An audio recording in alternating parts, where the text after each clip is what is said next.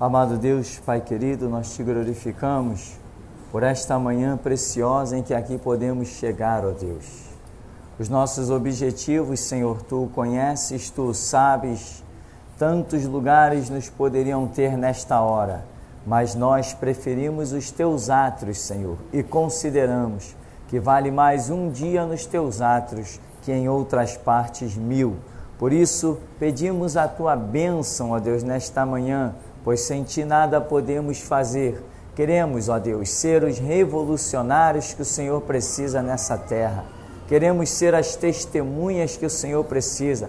Queremos ser o sal da terra e a luz do mundo. Queremos ser aqueles que não compactuam com as trevas, aqueles que não se curvam a governos humanos. Por isso, Deus, nos derrama a porção dobrada nesta manhã e nos abençoa, pois sem Ti nada podemos fazer. Em nome de Jesus. Amém. Amém. Nós concluímos na página 40 o nosso estudo sobre batalha espiritual, né? Alguns comentários somente. E na sequência vem, se não houver nenhuma pergunta, um tema intitulado oração. Alguma pergunta da aula passada? Alguma dúvida? Não? Então nós vamos seguir com este tema muito especial chamado oração.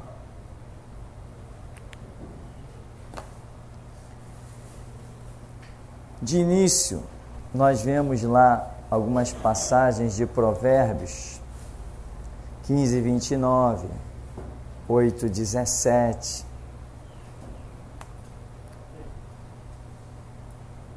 Só para ressaltar essa passagem de Provérbios 8, 17, que diz, eu amo os que me amam, né? E os que me buscam me acharão. Ou eu amo os que me amam, os que de madrugada me buscam me acharão. E muito se aplicou esta passagem com relação à oração, o que não é descartável. Buscar a Deus é um sentido generalizado, principalmente pela oração, mas aqui, quando nós vemos lá Salomão escrevendo, ele coloca como se fosse a sabedoria falando, a sabedoria dizendo, eu amo os que me amam, os que me buscam me acharão, e algumas passagens bíblicas dizem, os que de madrugada me buscam me acharão, porque a madrugada, o silêncio da madrugada é comprovadamente o melhor momento para se estudar, em que a sua mente consegue um alto potencial de concentração, e isso gera um aprendizado muito maior, em que nada mais te tira atenção, não tem buzina, não tem grito, não tem um monte de coisa, então a sua mente consegue repousar mais concentradamente sobre uma dada situação. Então, isso está intitulando a sabedoria, dizendo, eu amo os que me amam, e os que me buscam me acharão. Como sabedoria, para nós, é algo que procede de Deus, né? Como se costuma dizer, por inferência, né? Indiretamente, o buscar a sabedoria é também buscar a Deus, porque para nós não existe sabedoria sem Deus. Tiago diz, se alguém tem falta de sabedoria, peça a Deus, que a todos dá liberalmente e não lança em rosto. Então nós entendemos Deus como sendo uma fonte de sabedoria. Então muitos têm aplicado esta passagem bíblica de Provérbios 8,17, eu amo os que me amam, os que me buscam me acharão, como uma busca direta a Deus. Mas direta, na verdade, literalmente, ela é a própria sabedoria. E você vê ali várias situações em que realmente... O que é a sabedoria? O que é a sabedoria, né? Saber, né? Aqui vem do saber. O saber é a busca do conhecimento. Quando você estuda, automaticamente você adquire conhecimento.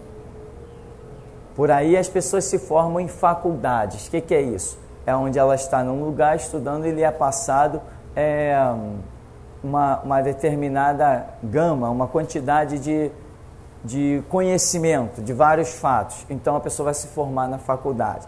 No nosso caso, nós, se formos para a Bíblia, nós nos formaremos no conhecimento de Deus, né? E quanto a isso, não necessariamente existe uma faculdade ou um lugar onde se concentre esse conhecimento.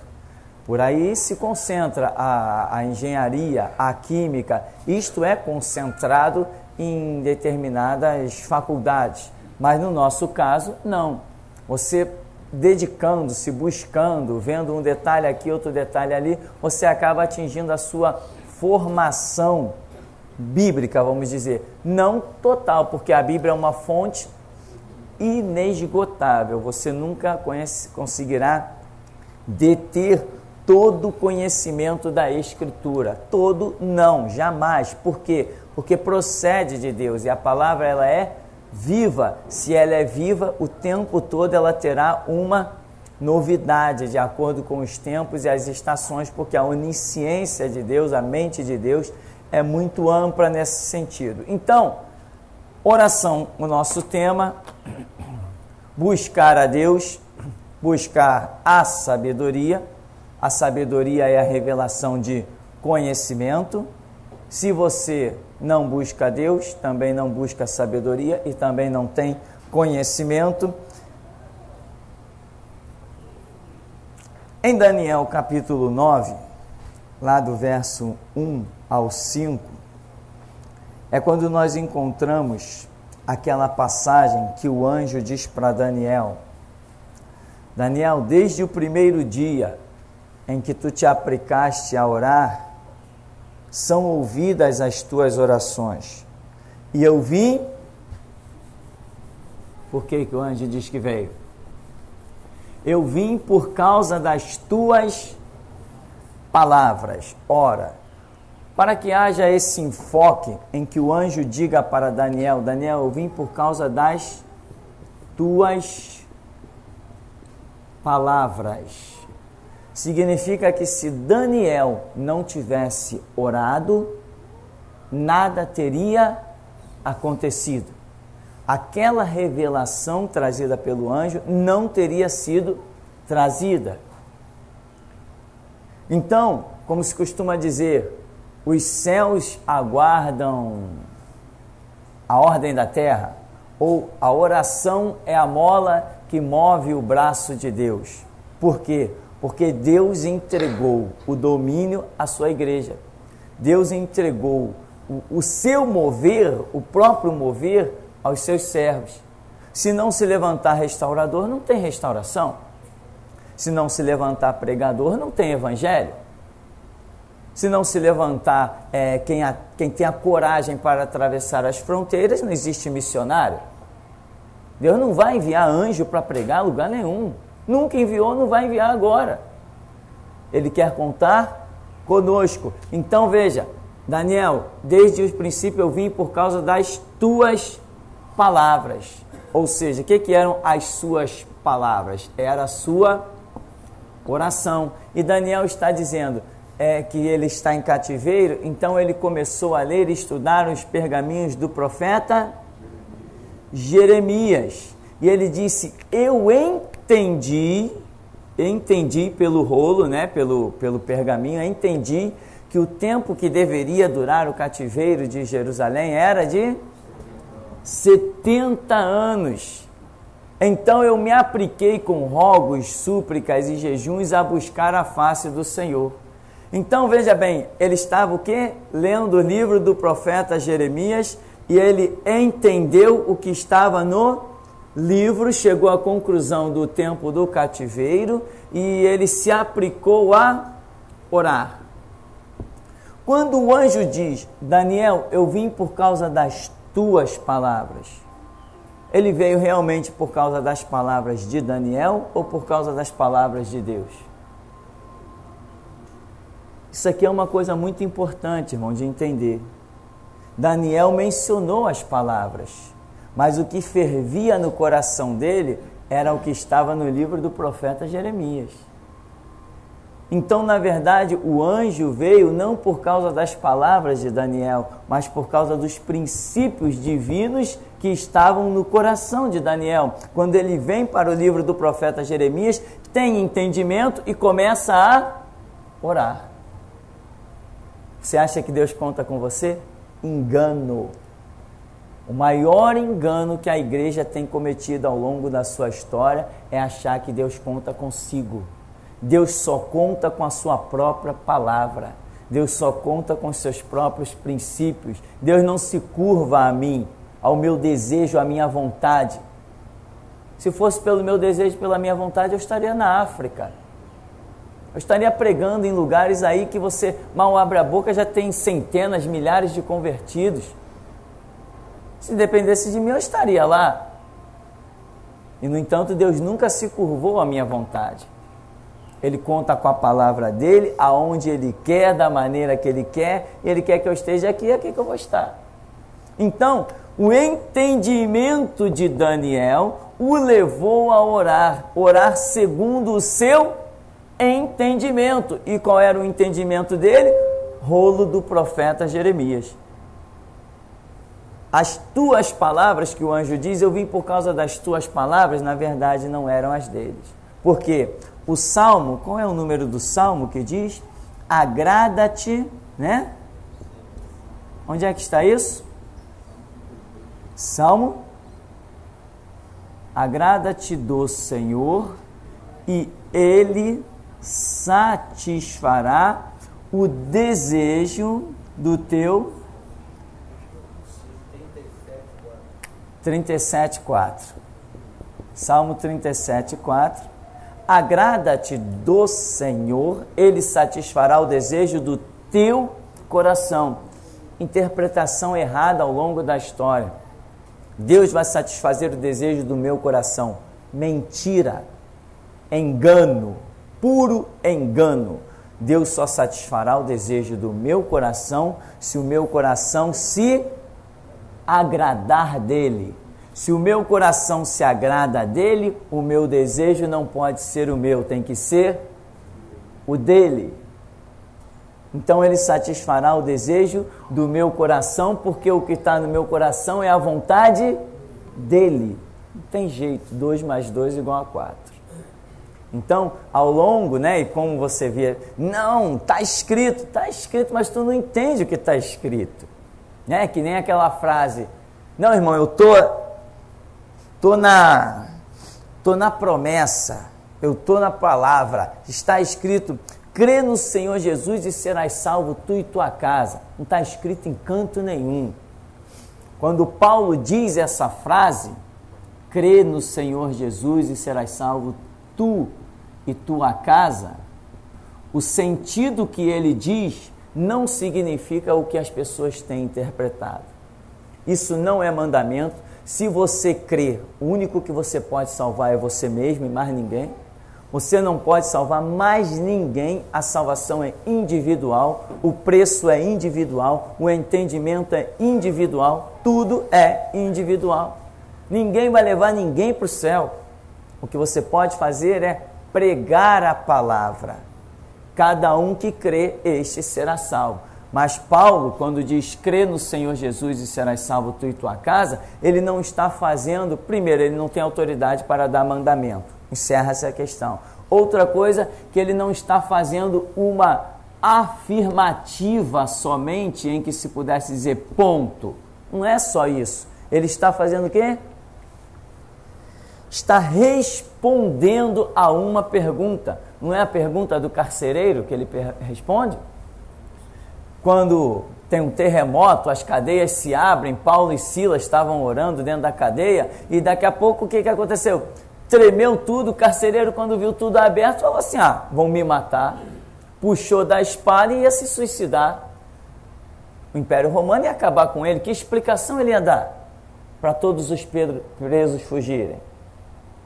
Aí ele, quando Paulo diz, não te faças mal algum, nós todos estamos aqui. Aí ele, assustado, o que farei para ser salvo? Porque ele viu Paulo e Silas, mas e o resto dos presos? O que farei para ser salvo? Não, aí Paulo entra naquela pedra do homem, naquela frieza, naquela mornidão, naquela morte que ele está. Paulo diz, não, crê no Senhor Jesus e serás salvo, tu e a tua casa. Uma revelação direta para a vida daquele homem, que foi o que aconteceu. Ele foi salvo de todas as maneiras. Depois a Bíblia diz que Paulo esteve na casa do homem, pregou para o homem, ele e toda a sua casa se converteu ao Senhor Jesus. Sinal também foi tremendo, né, irmão? Terremoto, prisão aberta, ajudou bastante na fé dele. Então, crer no Senhor Jesus e serás salvo tu e tua casa, não foi uma afirmativa de Paulo somente, foi uma resposta a uma pergunta do homem. Então, aqui nós não estamos diante de um mandamento. Não existe mandamento para que a minha casa seja salva. Existe mandamento para que cada um individualmente seja salvo. Como? Considerando o sangue de Cristo derramado na cruz do Calvário, né? Aí você vê algumas, como eu encontrei no caso, alguns irmãos e irmãs, né?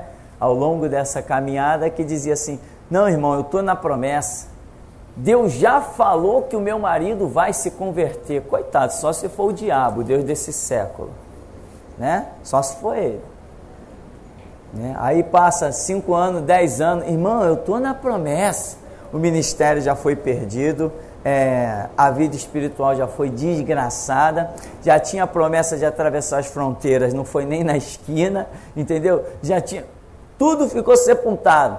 Aí encontra, não, lá na igreja teve uma promessa, a irmã fulano, usada em profecia, falou que Deus vai salvar o meu marido. Meu irmão, isso não faz parte da filosofia do evangelho, esse papo de profecia de quem vai ser salvo, quem vai ser perdido, não existe isso, entende? E as pessoas costumam pegar o que eu chamo de exceções, né?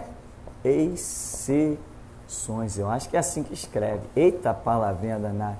As pessoas pegam a exceção de vários episódios, alguns episódios que existem na Escritura, e começam a transformar aquilo numa regra. Não pode, não tem condição.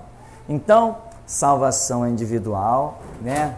Mulher não vai salvar marido, marido não vai salvar a mulher, tem que tomar cuidado, tem que orar, se não orar acaba se enrolando, perdendo a vida espiritual. Jesus não espera ninguém, esse papo de que, não, qualquer hora eu vou, esquece. Jesus quando chama é naquele momento, esse negócio de qualquer hora eu vou não funciona. Quando for já era, está reprovado. Hoje tem um monte de gente ligando para cá e eu nem atendo. Jovens que passaram aqui pela igreja, estão pensando que Jesus está de braços cruzados ali na porta esperando eles. Uns se oferecem para uma coisa, outros se oferecem para outra. Eu digo, não, já tem gente que faça isso. Ainda oro a Deus, Senhor, que eles percam o caminho dessa porta. Já era. Para que eu quero uma pessoa aqui dentro que eu sei que já foi reprovada? Eu sei que não vai alcançar mais nada. Não vai alcançar por quê? Não vai alcançar porque na hora que Deus chamou, naquele momento específico, não veio, não se curvou. E está pensando que Jesus é um palhaço de braços cruzados, esperando qualquer um a hora que quiser vir. Isso já era, irmão. Não tem mais esse tempo.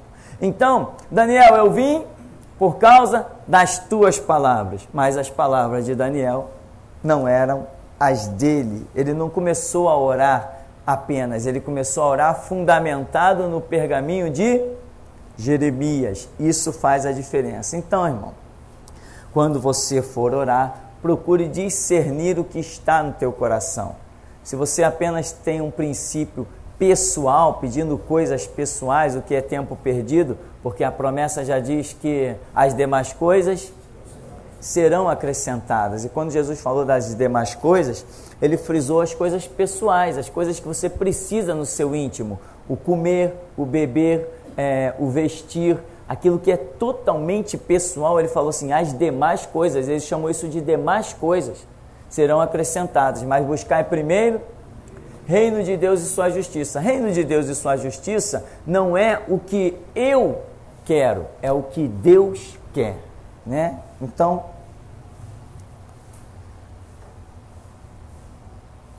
tem outras passagens bíblicas aí. Depois vem Daniel 10, 12, vem Hebreus 4, 14 a 16, que diz, cheguemos, pois, com confiança ao trono da graça. Confiança. O que é confiança? Ausência de dúvida. Para que você tenha ausência de dúvida, você precisa ter conhecimento da questão. Você precisa ter um conhecimento real de Deus. Você precisa ter pé firme, pé no chão. Confiança está ligado a conhecimento. Se você não tiver o conhecimento suficiente, a sua oração vai ser duvidosa. Eu lembro, no começo do ministério, tinha um jovem aqui, que ele orava muito. Ele orava muito. A vida dele era orar. De manhã, de tarde, de noite, ele vivia orando. Até que um dia foi revelado. Olha, tem uma pessoa aqui na igreja que ora muito. Ora, mas não crê que Deus ouve. E quando o rapaz levantou a mão, já sabíamos que ele orava muito, até já sabíamos. Mas não sabíamos que ele não cria. E foi dito para ele, realmente, você ora e ora, e Deus não te ouve mesmo. Por que não ouve? Porque você ora, mas tem dúvida se Deus ouviu. Entende? Como é que Deus vai te atender se você tem dúvida se Ele te ouviu? É como você lançar palavras ao vento, mas você não sabe o objetivo final delas. Orar por desencargo de consciência, orar para dizer que orou, essa não funciona. Você tem que orar quem é Deus para você. É algo real, que você vai à presença dEle, vai falar com Ele, convicção plena. Momento importante, íntimo, você diante de Deus. Deus está te ouvindo. Vai julgar a tua causa, vai te direcionar, vai fazer o que tem que ser feito. Mas se você duvidar que Ele te ouviu, entrou a falta de confiança plena, saiu também total operação de Deus. Deus não ouve quem tem dúvida. Afinal de contas, nós temos que andar por fé. E o que é a fé? Não é confiança? Não é ausência de dúvida? Eu não posso dizer que tenho fé, mas não é bem assim. Opa, quando eu digo não é bem assim, então naquele momento eu já não creio, já não é uma fé plena. A fé é algo inabalável. Né? A fé, você não tem dúvida, a interrogação ficou para trás. Então, Hebreus diz, cheguemos, pois, com confiança ao trono da graça, a fim de sermos ajudados em tempo oportuno. Aí você vai pedir ajuda a alguém que você tem dúvida de que vai te atender. Se fosse um relacionamento entre seres humanos, tudo bem, eu vou bater na porta de alguém, pode ser que esse alguém me atenda, pode ser que ele não me atenda. Mas se eu vou bater na porta de Deus, não, Ele vai me atender. Ele vai me atender. Não quer dizer que Ele vai me atender naquilo que eu espero. Não, mas Ele vai me atender naquilo que eu preciso ser atendido, naquilo que é certo. Porque muita gente bate na porta de Deus em oração, pedindo, por exemplo, Senhor, eu preciso muito de um bom emprego, né? O fantasma da humanidade é isso aqui, é emprego, é dinheiro. Esse é o fantasma da humanidade. Senhor, me dá um bom emprego para mim viver a minha vida tranquila. Deus, de repente, pode dar uma resposta negativa. Não, eu não tenho um bom emprego para te dar.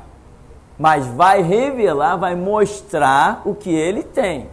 Ele vai mostrar aquilo que seria mais certo para a sua vida. Então, muitas vezes nós vamos até Deus em busca de uma resposta, mas Ele nos dá outra. Nós temos que largar o que queremos e pegar o que Ele quer. Mas uma coisa é certa, se eu com fé e confiança vou a Deus, tenho uma esperança, Ele vai me dar uma resposta. Às vezes as pessoas estão tão, que nem Faraó, como é que estava o coração deles? Obstinado. As pessoas estão tão obstinadas em querer uma resposta, que às vezes Deus falando de uma outra, ela não ouve, ela não dá ouvidos, ela está tão insensível para qualquer outro tipo de voz. Parece aquelas pessoas da Universal, né? Não, estou no propósito, não fala nada comigo não, que eu estou no propósito. Propósito de quê? De caminhar para o inferno? A Bíblia diz, ouve, conselho de Paulo, né? Ouve tudo e retém o que é bom. Então, vamos até Deus? Ele vai nos ouvir. Senhor, dá a vida. Ele vai ouvir. Nem que ele diga, não, eu vou dar a morte, mas ele vai ouvir. Ele vai dar uma resposta. A resposta de Deus sempre é soberana, né? Mesmo que não entendamos, mesmo que nos custe dores, lágrimas e prantos, mas um dia nós vamos olhar para trás e dizer assim, verdadeiramente só o Senhor é Deus. Então, cheguemos, pois, com confiança, diz Provérbios. Aqui em Daniel capítulo 6, coloquei aí, Daniel capítulo 6, a partir do verso 5. O diabo, juntamente com seus escravos, estarão todo o tempo tentando impedir nossa comunhão com o Pai, pois sempre que oramos, alguma coisa acontece. O que sucedeu aí? Você lembra que quando Daniel está orando, o anjo que vem trazer a resposta, diz para ele o que? Daniel, desde o primeiro dia. E nós entendemos que Daniel ficou orando ali por por 21 dias. Até mesmo porque Daniel representa a igreja arrebatada. E 21 é o tempo do arrebatamento da igreja, o tempo que estamos, século 21. Então o anjo diz, Daniel, desde o primeiro dia, muita gente diz que Daniel jejuou 21 dias. Não jejuou, isto é mentira. Ele orou em um período de 21 dias. Não foram 21 dias, 24 horas orando, mais 24 horas, mais 24 horas. Não, mas um tempo aí compreendido em 21 que ele orou, não jejuou nos 21 dias. Pode até ter jejuado no começo, mas não os 21 dias. A Bíblia não diz isto, mas legalismo é uma marca que enche igreja por aí, né? Vamos nos sacrificar, irmão. Vamos arrancar sangue da fronte, vamos martirizar-nos e Deus vai nos ouvir. Não, nada disso. Então, o anjo diz, Daniel, desde o primeiro dia. Mas o anjo diz assim, só que veio ao meu encontro, né? O príncipe da Pérsia. E quando eu retornar, virá o príncipe da Grécia. Quem são esses principados?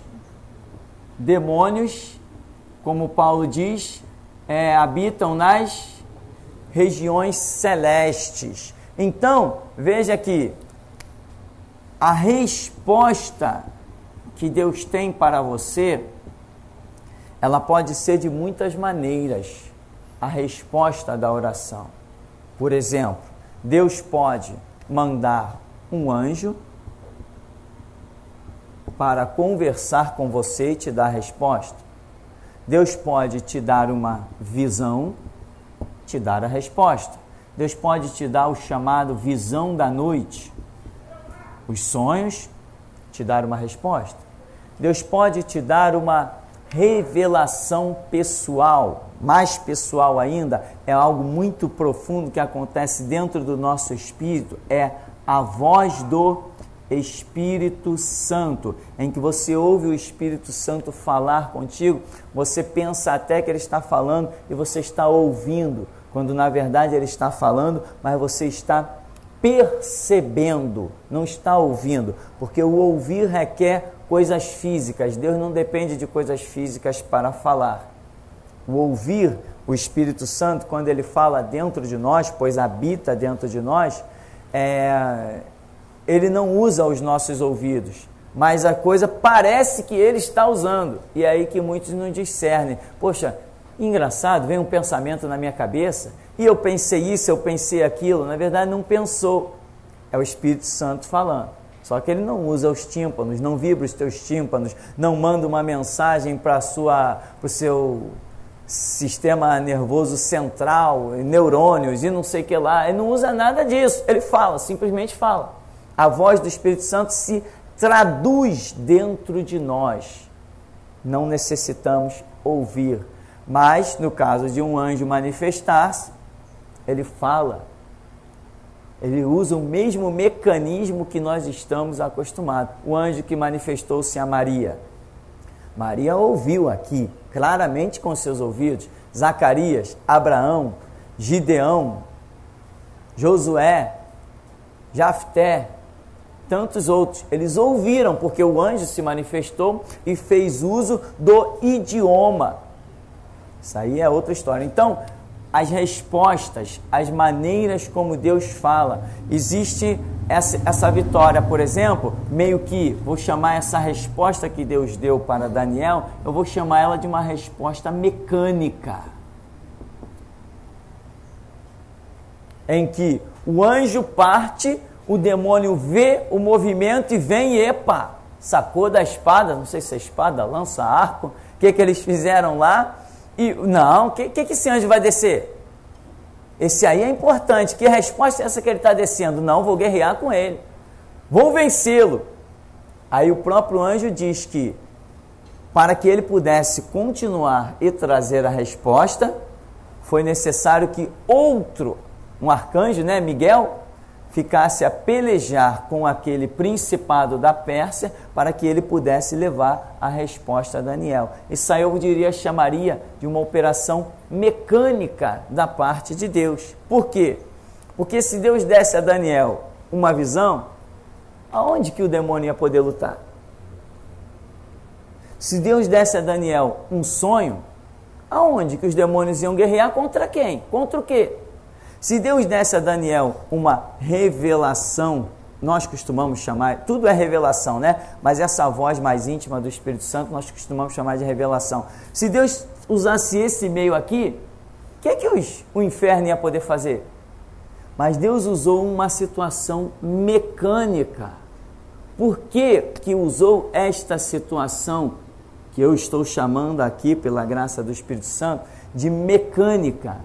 Porque Daniel tipifica a igreja que durará até o 21. Respostas que veio trazida pelo anjo para Daniel foram respostas do final dos tempos, não foi isso? Aqui está revelado uma batalha entre o anjo, não me lembro o nome dele, o anjo e o principado da Pérsia. Houve uma batalha na vinda do anjo. Depois ele disse que haveria uma outra batalha na ida. E aí a coisa é consumada quando Daniel está firme na oração até o 21. Isso aqui está tipificando a situação da igreja. É batalha constante para receber as revelações de Deus, andar na direção de Deus. É batalha constante depois para ir até a presença de Deus. Tem que lutar, tem que se empenhar. Mas o nosso contexto aqui é oração. Então, Muitas maneiras de resposta existem, não existe só isso aqui. Deus fala de infinitas maneiras, né? Mas aqui estamos vendo alguns pontozinhos, alguns detalhes pequeninos. Então, o diabo ele tenta impedir a comunhão, a oração. Eu conheci o caso de uma pessoa que determinou orar nas madrugadas e tinha chamado para isso. Uma coisa é a pessoa querer orar, outra coisa é a pessoa ser chamada para aquilo. Todos nós temos vontades de fazer a obra de Deus, mas Deus é quem nos dá o ministério, a palavra que vem do grego que significa serviço. Só Deus é quem nos dá serviço, pois ele diz: rogai ao Senhor da seara que envie trabalhadores para a sua seara. Nós rogamos, mas quem envia é Ele. Por isso que eu digo, consagrações, você hoje é bispo, você agora é presbítero, você agora é pastor, você agora é apóstolo, você agora é palhaço, você agora é hipócrita. Esses títulos todos são verdadeiro lixo, porque somente Deus pode recrutar alguém para a seara que pertence a Ele. Ele não deu autoridade a homem nenhum de enviar trabalhadores para a sua seara. Por isso Jesus disse: vocês roguem ao Pai que Ele envie trabalhadores para a sua seara. Então todos nós queremos fazer a obra de Deus, mas só Deus é que nos pode separar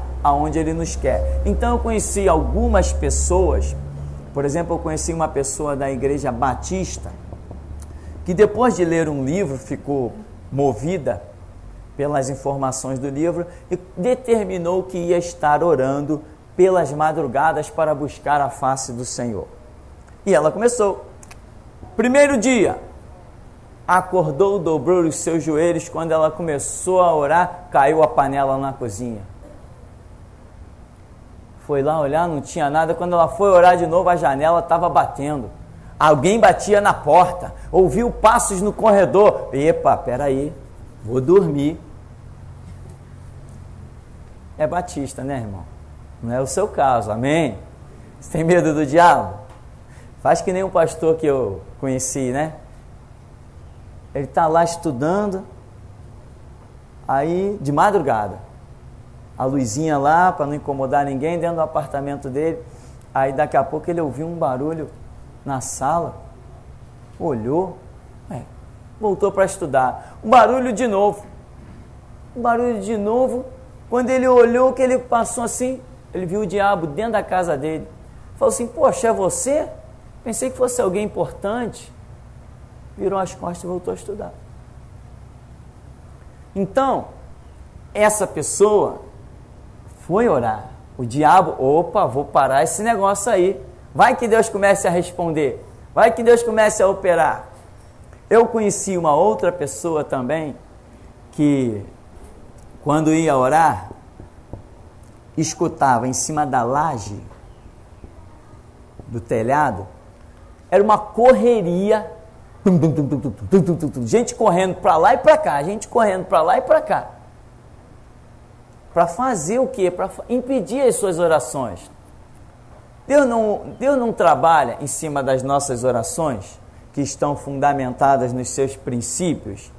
Se não tem oração saindo da terra para o céu, não tem operação do céu para a terra. Então, a pessoa ouvia, era um absurdo, a correria em cima da laje. Era incrível. Qual era o objetivo do diabo? Fazer com que a pessoa parasse de orar. Essa aí caminhou, continuou. Mas são muitos os relatos de pessoas que foram orar e coisas fenomenais começaram a acontecer. Aliás, que você sabe, né? Quando você vai orar, o telefone toca, a campainha toca. Quando você vai orar, a criança começa a chorar, estava tão quietinha. Tem que ter força, tem que lutar, tem que se empenhar, tem que clamar, tem que repreender, tem que pisar na cabeça do diabo, senão ele atrapalha a obra. Bom, então, frisando essa questão aí da tentativa do diabo impedir. Agora, não é sempre que ele consegue, que ele tenta, né? Ele tenta. Às vezes ele tem alguns triunfos, porque as pessoas são fracas. Diz que, Jesus é poderoso, mas quando fala diabo, eles tremem. Eu não sei que Jesus poderoso é esse. Não, meu Deus é tremendo. Tá, mas quando o diabo se manifesta, acabou o Deus tremendo. Então, não sei que Deus tão tremendo é esse que algumas pessoas dizem cultuar. No princípio, no começo, ainda é tolerável. Mas chega um ponto, você já tem uma caminhada e ainda está se comportando como uma criança que tem medo do sobrenatural, Deus não vai poder contar contigo. Você tem que acabar com esse medo. Tem que entrar na guerra. Agora, esse medo, vou usar bem a palavra no seu literal, esse medo não some à toa. Jesus, me tira o medo. Que nada, irmão, você vai ter que guerrear, arregaçar a manga mesmo, partir para o braço. Partir para o braço na oração. Crê que teu Deus é maior? Tem que crer. Você viu que toda situação que surge, Deus dá o livramento? Toda situação, Deus dá o escape? Então você vai para a batalha, vai para a guerra. Jesus, me dá poder sobre o diabo. Para quê? Para ficar os domingos em casa vendo TV. Tô poderoso. Canal, muda sozinho aí. Né? Então não funciona. Tem que partir para o braço, né? Para o empenho, para o esforço, para que as coisas aconteçam. Então, o diabo ele tenta impedir, mas dependendo da situação, Deus permite a tentativa dele. Outras coisas não. Por exemplo, quando Deus revela que está dando uma vitória e aquela vitória vem pelo sangue de Cristo. Essa determinação, todas as vitórias são pelo sangue de Cristo. Se ele não tivesse morrido na cruz por nós, nada resolveria. Mas isso aqui já demonstra que Deus determinou operar na sua vida algo que nada nem ninguém jamais impedirá. Ele determinou fazer algo na sua vida e vai fazer, e acabou a história. Entende? Ele, não sei que consideração ele teve contigo, ele falou, vou te dar essa vitória pelo meu sangue. Quando vem essa expressão, meu irmão, acabou. Pode se levantar o inferno, os homens, o governo, marinha, exército, aeronáutica, não tem jeito, você vai ter aquela vitória. Deus determinou te dar a vitória pelo seu sangue, né? Outras vitórias, Deus diz assim, olha, já ouviu a expressão, fica na minha dispensação? Ou seja, permanece do jeito que você está, fica na minha dispensação. Quando Deus usava uns profetas por aí, que é coisa muito rara hoje achar profeta, né? Quando Deus usava o profeta, dizia, fica na minha dispensação, quer dizer, permanece nessa posição. Há um tempo a ser cumprido em que Deus dará a vitória. Ou seja, se você vacilar no seu posicionamento, você perde a bênção. Então existem várias situações em que respostas de oração são trazidas, e tem coisa que o diabo peleja, tem coisa que depende do seu empenho, tem coisa que Deus determinou, acabou, não tem jeito, enfim, é tudo pelo seu próprio critério. Amém? Vamos dar então uma paradinha, depois a gente volta.